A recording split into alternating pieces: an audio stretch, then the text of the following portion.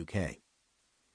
My most distinctive memory of Nigeria is a recurring dream I used to have about these amazing green, lush trees.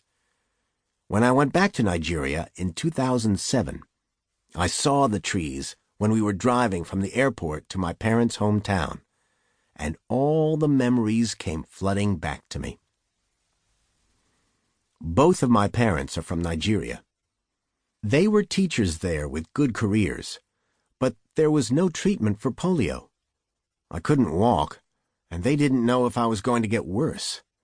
My dad felt like he didn't have much choice, so we said goodbye to all our friends and family and moved to East London. Polio is a waterborne disease. You get it from polluted water, and it affects a certain area of your spinal cord, which stops you from sending messages and growing muscles in certain parts of your body. I've got feeling in my legs, but no movement. My left side is worse, but the degree of severity increases down my body. For example, it only affects my left hand a little bit. I can move it, but can't hold a pen with it. When I came to the UK, I was given a caliper splint to wear on my left leg. This consisted of iron rods strapped to my leg, and which went into a big hospital medical boot. It definitely didn't look cool. Everyone else was wearing sneakers, and I was wearing these ugly brown boots. Plus, it was really uncomfortable, as the caliper splint didn't bend, so my left leg was dead straight when I sat down. I could walk, but in a kind of robotic way. However, using a wheelchair was never really an option. If you could walk at all, it didn't matter what you looked like or how bad the pain was. Walking was always encouraged. My parents really wanted me to walk, and had a deep belief that with the support of the caliper and enough practice, I'd get better and would eventually walk on my own. The long road to school. Schools in the UK at that time were separated into mainstream schools and disability schools. If you were disabled, you went to a school for kids with disabilities, no matter what your disability was or how old you were.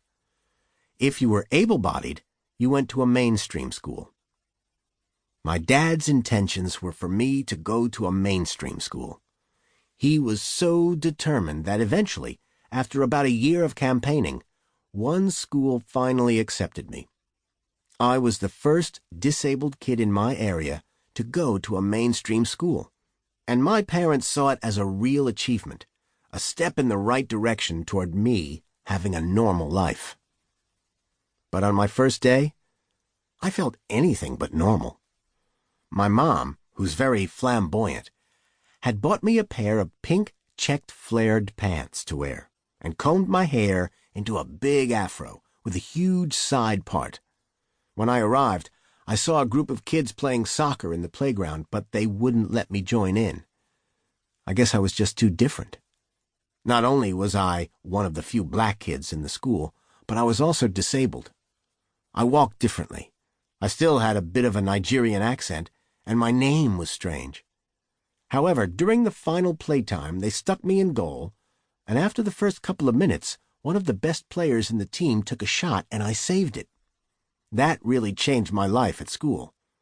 Everyone suddenly thought, he may be disabled, but he can play soccer.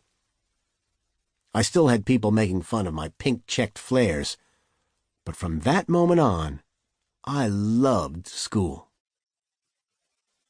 A book a week. I was a really keen reader. Because my parents didn't allow me to play out much with the other kids in case I hurt myself, the only thing they really encouraged me to do was read. So I did. I read a book a week.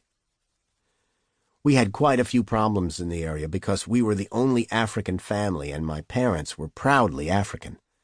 They'd go to Nigerian parties, wear their Nigerian clothes, and listen to Nigerian music, so we were seen as strange. I got teased a lot and hated the way we were treated, just for being different. It made me want to wear my English clothes.